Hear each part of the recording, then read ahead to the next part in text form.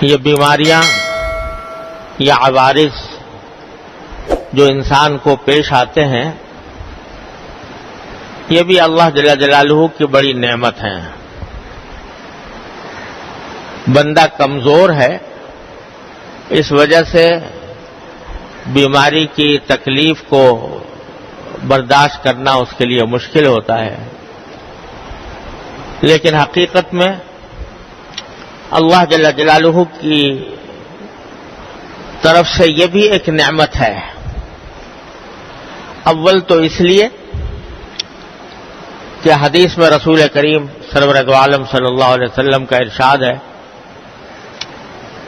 کہ انسان کو جو کوئی تکلیف پہنچتی ہے، چھوٹی ہو یا بڑی ہو، یہاں تک کہ اگر کوئی فکر اور تشویش انسان کو لاحق ہوتی ہے، اس پر بھی اللہ تعالی کی طرف سے اجر و ثواب ہے، گناہوں کا کفارہ ہوتا ہے، اور اللہ تبارک و تعالی کی طرف سے اس کے اوپر اجر و ثواب عطا فرمایا جاتا ہے۔ کانٹا بھی اگر چبھ جائے،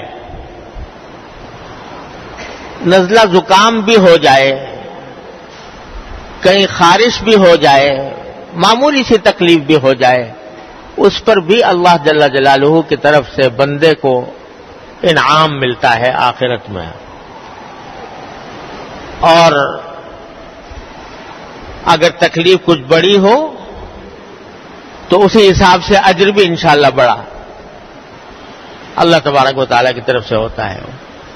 لہذا ایک تو بیماری اور تکلیفیں اللہ جل جلالہ کا انعام ہے بحیثیت اس کے کہ انسان کی آخرت کے لیے فائدہ مند ہے، بشرطے کہ انسان یہ سمجھے کہ اللہ جل جلالہ کا ہر فیصلہ برحق ہے، اس کے ہر فیصلے پر راضی رہے، تکلیف دور کرنے کی دعا بھی مانگے، لیکن ساتھ ہی جب تک ہے اس وقت تک اللہ تعالی کی مشیت پر، اس کے فیصلے پر راضی رہے، تو بندے کے لیے یہ بیماری بھی ایک نعمت بن جاتی ہے اور آخرت کے میں درجات کی بلندی کا سبب بنتی ہے۔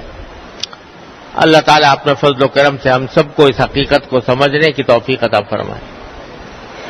دوسرے بیماریاں اور تکلیفیں اس لیے بھی اللہ تبارک و تعالیٰ کی نعمت ہے کہ اگر آدمی کی سوچ درست ہو تو اس تکلیف اور بیماری میں صحت کی قدر انسان کو معلوم ہوتی ہے۔ صحت اللہ تبارک و تعالیٰ نے کتنی بڑی نعمت دی ہوئی ہے۔ الحمدللہ زندگی کے بیشتر اوقات صحت کی حالت میں گزرتے ہیں۔ اللہ تبارک و تعالیٰ نے سر سے لے کر پاؤں تک انسان کے جسم کا نظام ایسا بنایا ہوا ہے کہ وہ ایک محیر العقول نظام ہے، اور اس کے تحت انسان اپنی زندگی گزارتا ہے۔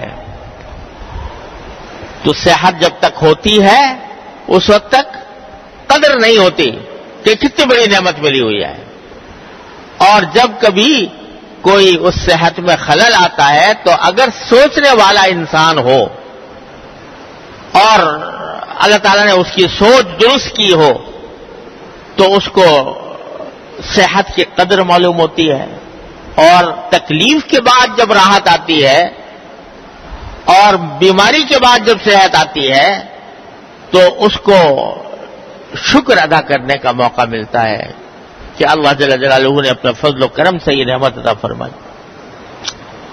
تیسری وجہ اس کے نعمت ہونے کی یہ ہے کہ اگر آدمی بیماری میں پڑ گیا تو بیماری کے اندر آدمی اپنے جو فرائض ہیں ان کو بھی بجا لانے سے پوری طرح اس کا قابل نہیں ہوتا۔ بعض اوقات شریعت نے بھی رخصتیں دی ہیں، کھڑے ہو کر نماز نہیں پڑھ سکتے، بیٹھ کے پڑھ لو، بیٹھ کے بھی نہ پڑھ سکتے لیٹ کے پڑھ لو، اشارے سے پڑھ لو، رخصتیں دی ہیں۔ اس وقت میں جب آدمی بیماری کی حالت میں ہوتا ہے اور بعض اوقات ایسی حالت ہو جاتی ہے کہ موت سامنے نظر آنے لگتی ہے، اس وقت انسان کو یہ احساس اس وقت ہوتا ہے کہ میں نے اپنی صحت کے ایام میں کوئی ایسا کام کیوں نہ کر لیا جو مرنے کے بعد بھی میرے لیے کارآمد ہوتا۔ اور نبی کریم سرور دو عالم صلی اللہ علیہ وسلم کا وہ ارشاد یاد آتا ہے جس میں آپ نے فرمایا تھا کہ 5 چیزوں سے پہلے غنیمت سمجھو۔ عجیب ارشاد ہے، فرمایا کہ 5 چیزوں سے پہلے غنیمت سمجھو۔ ایک کیا؟ حیات کا قبل موتک، اپنی موت سے پہلے، مرنے سے پہلے جو زندگی ملی ہوئی ہے اس زندگی کو غنیمت سمجھ لو۔ جو کچھ کرنا ہے اسی زندگی میں کرنا ہے، آخرت میں عذاب اور ثواب، جنت اور جہنم، اس کا فیصلہ جو کچھ ہوگا وہ اسی زندگی سے ہوگا۔ اس زندگی کو اگر ٹھیک گزار لیا تو انشاءاللہ آخرت کی ابدی راحتیں ہیں، ابدی نعمتیں ہیں، اور اگر خدا نہ کرے اس زندگی کو غلط طریقے سے گزارا تو مرنے کے بعد پھر حسرت جو ہوگی وہ حسرت ایسی ہوگی کہ اس کا کوئی مداوع نہیں ہوگا۔ قرآن کریم فرماتا ہے کہ جب آخرت میں بدکاروں کو سزائیں دی جائیں گی تو وہ کہیں گے کہ ایک مرتبہ ہمیں واپس بھیج دیجئے دنیا میں، تو فَأَصَّدَّقَ وَأَكُن مِّنَ الصَّالِحِينَ، میں پھر صدقے بھی دوں گا اور نیک عمل بھی کروں گا، بڑا نیک بن کے زندگی گزاروں گا۔ لیکن اس کے بعد موقع ختم ہو چکا ہوگا۔ وَلَن يُؤَخِّرَ اللَّهُ نَفْسًا إِذَا جَاءَ أَجَلُهَا، جب وقت آ جاتا ہے تو پھر اللہ تعالیٰ اس کے اندر تاخیر نہیں فرماتے۔ بہت لمبی عمر ہے اللہ تعالیٰ نے دی ہوئی ہے۔ اولم نعمرکم ما یتذکر فیہ من تذکر، کیا تمہیں ہم نے وہ اتنی عمر نہیں دی تھی کہ اگر کوئی نصیحت حاصل کرنا چاہتا تو نصیحت حاصل کر لیتا؟ تم نے اس کو گنوا دیا۔ تو مرنے کے بعد زندگی واپس نہیں لوٹ سکتی، اور لوٹ نہیں سکتی تو جو اعمال زندگی کے اندر کیے جا سکتے ہیں ان کا دروازہ بند ہو جاتا ہے۔ تو جب تک موت نہیں آئی، زندگی کی نعمت سے تم بہرہ اندوز ہو رہے ہو، تو اس وقت تک حیات کو، زندگی کو غنیمت سمجھو۔ اس کا ایک ایک لمحہ قیمتی ہے، اس کا ایک ایک لمحہ انسان کے لیے آخرت کی ابدی زندگی کے جاویدانی راحتوں کا ذریعہ بن سکتا ہے۔ اس کی کوشش کرو کہ لمحہ زندگی کا لمحات زندگی ضائع نہ ہو۔ زندگی کو غنیمت سمجھو موت سے پہلے۔ اور اسی لیے حدیث میں رسول کریم صلی اللہ علیہ وسلم نے موت کی تمنا کرنے سے منع فرمایا کہ موت کی تمنا نہ کرو۔ کیوں؟ اس لیے کہ موت کے بعد تو دروازہ بند ہو جائے گا اعمال کا۔ اللہ تعالیٰ نے جو نعمت دے رکھی ہے اس کو جب تک ہے وہ نعمت ہے، وہ ایک اللہ تبارک و تعالیٰ کی طرف سے تمہارے لیے راستہ کھلا ہوا ہے اپنے لیے جنت کمانے کا۔ تو اس واسطے تمنا نہ کرو موت کی۔ اسی طرح دعا نہ مانگو کہ اللہ میں مر جاؤں، اور ساتھ ہی خودکشی کو حرام قرار دیا کہ کوئی شخص اپنے آپ کو خود قتل نہ کرے، خودکشی نہ کرے۔ کیوں؟ اس لیے کہ اللہ کی دی ہوئی نعمت کا یہ کفران ہے، ناشکری ہے۔ تو اس لیے فرمایا کہ مرنے سے پہلے زندگی کو غنیمت سمجھو، اور صحت کا قبل سقمک، بیماری سے پہلے صحت کو غنیمت سمجھو۔ جب بیماری آ جائے گی تو قوت نہیں رہے گی، طاقت نہیں رہے گی، کوئی کام کرنا چاہو گے بھی تو نہیں ہو پائے گا۔ صحت ہے تو اس میں تم عبادت تم کر سکتے ہو، اللہ تعالیٰ کی طرف رجوع تم کر سکتے ہو، صدقے تم کر سکتے ہو، خیرات تم کر سکتے ہو، اپنے لیے نیکیوں کے ڈھیر تم جمع کر سکتے ہو، بیماری آ جائے گی تو پھر کچھ بھی نہیں کر سکو گے. لہذا صحتک قبل سقمک. اور پھر بیماری کے اندر اگر آدمی اس وقت میں حسرت ہو کہ اللہ میں نے اتنی عمر گزار دی، اس کے اندر میں نے کچھ نہ کیا، تو وہ اس حسرت کا کوئی علاج ممکن نہیں ہوگا بیماری کے بعد. تو یہ اللہ تبارک و تعالیٰ کی طرف سے یہ بیماری جو ہے تمہیں یاد دلاتی ہے. تو اس وجہ سے جب دوبارہ صحت آئے تو کم از کم اس قدر پہچان لو. اگر پہلے نہیں پہچانی تھی تو اب پہچان لو. میرے والد ماجد قدس اللہ تعالیٰ سرہ حضرت مفتی محمد شفیع صاحب رحمۃ اللہ علیہ کسی بزرگ کا خواب یا مکاشفہ نقل کرتے تھے کہ ایک مرتبہ کسی شخص نے خواب میں دیکھا ملک الموت کو، جو فرشتہ جو روح قبض کرتا ہے انسان کی، اس کو خواب میں دیکھا اور اس سے پوچھا کہ آپ سب لوگوں کی روحیں قبض کرتے ہیں تو آپ اچانک کسی کے پاس پہنچ جاتے ہیں. دنیا کا قاعدہ یہ ہے کہ جب کوئی کسی کو سزا دینی ہو یا کوئی، تو اس کو پہلے نوٹس دیا جاتا ہے، خبردار کیا جاتا ہے، پھر اس نوٹس کے ذریعے آدمی متنبع ہو جاتا ہے. آپ اچانک پہنچ جاتے ہو بغیر کوئی نوٹس دیے ہوئے. تو ملک الموت نے جواب دیا کہ بندہ خدا، میں تو اتنے نوٹس بھیجتا ہوں کہ دنیا میں کوئی بھی اتنے نوٹس نہ بھیجتا ہوگا. یہ کیا لیکن اس کا کیا کروں کہ کوئی نوٹسوں کا نوٹس نہیں لیتا. نوٹس اس طرح بھیجتا ہوں کہ تمہیں بخار آتا ہے تو میرا نوٹس ہوتا ہے، تمہیں کوئی بیماری آتی ہے تو میرا نوٹس ہوتا ہے، تمہارے ہاں اولاد پیدا ہوتی ہے، بچہ پوتا پیدا ہوتا ہے تو میرا نوٹس ہوتا ہے کہ دیکھو یہ پوتا پیدا ہو گیا، اب بڑے میاں تم اپنی جگہ خالی کرو، خالی کرنے کا وقت آ گیا. تو تمہارے سفید بال آتے ہیں تو میرا نوٹس ہوتا ہے، تمہارے قوا کے اندر جب کمزوری آتی ہے تو میرا نوٹس ہوتا ہے کہ دیکھو میں اب آنے والا ہوں، قریب آ رہا ہوں، میں قریب آ گیا ہے میرے آنے کا وقت، اتنا نوٹس دیتا ہوں تمہیں. تو وہ نوٹس، یہ جو بیماری آتی ہے یہ در حقیقت نوٹس ہے اللہ تبارک و تعالیٰ کی طرف سے کہ جانے کا وقت قریب آ رہا ہے. تو اب جو بھی وقت مل جائے، جو صحت کے لمحات میسر آ جائیں، اس کو اللہ تبارک و تعالیٰ کی فرما برداری میں، اللہ تبارک و تعالیٰ کے احکام کے مطابق زندگی گزارنے میں صرف کرو. تو صحت کا قبل سقمک، بیماری آنے سے پہلے صحت کو غنیمت سمجھو اور اس کو صحیح مصرف میں استعمال کرنے کی کوشش کرو. اس جو قوت اللہ تعالیٰ نے عطا فرمائی ہے اس کو اللہ تبارک و تعالیٰ کی مرضیات میں استعمال کرو. اور فرمائے وہ فراغ کا قبل شغلک، اگر فراغت کے اوقات میسر ہیں تو مشغول ہونے سے پہلے ان کو غنیمت سمجھو. ہر انسان جو ہے اس کو کوئی نہ کوئی مشغولیت لاحق ہوتی ہے. خاص طور سے آدمی کماتا ہے تو کہیں ملازمت میں لگا ہوا ہے، کہیں تجارت میں لگا ہوا ہے، کہیں زراعت میں لگا ہوا ہے.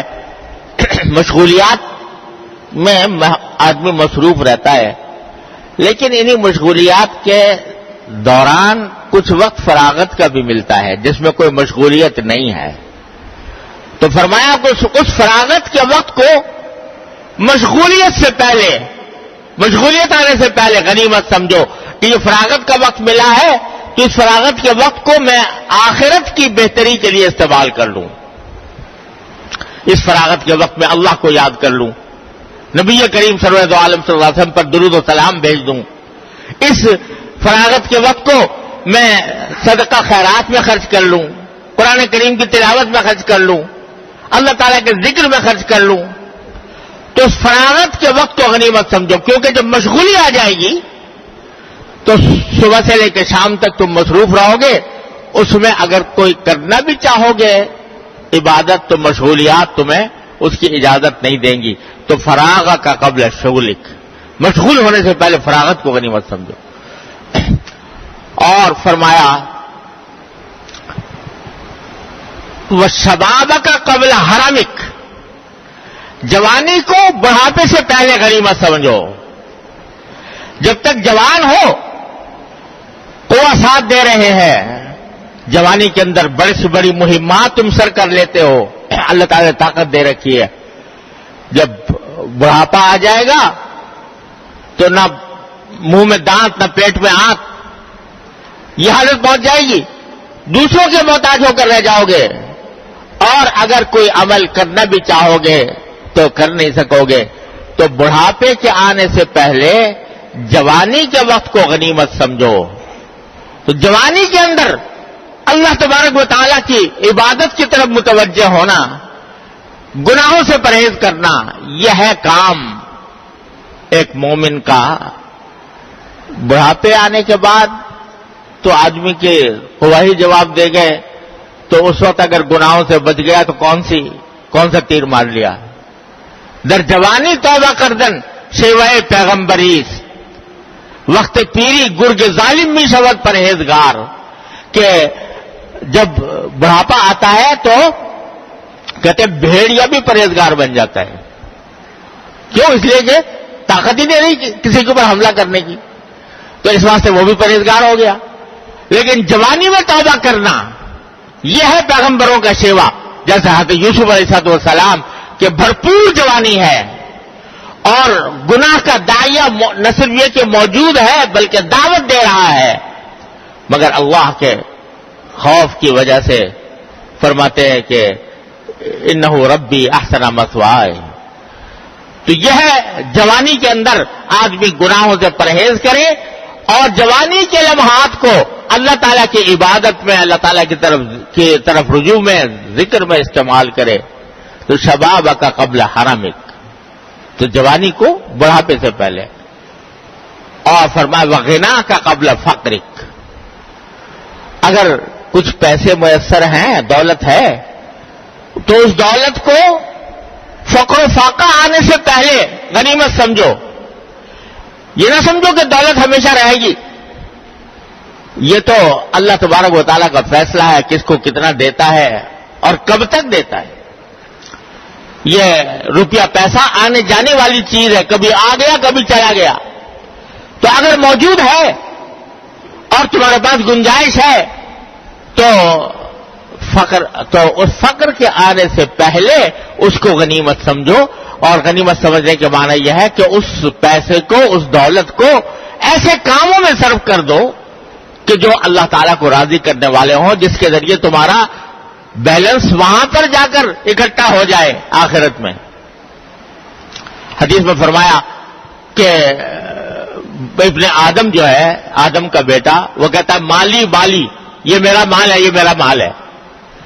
لیکن فرمایا جو کچھ مال ہے تیرا، حلک الا ما اکلت فافنیت او لبست فابلیت او تصدقت فامضیت.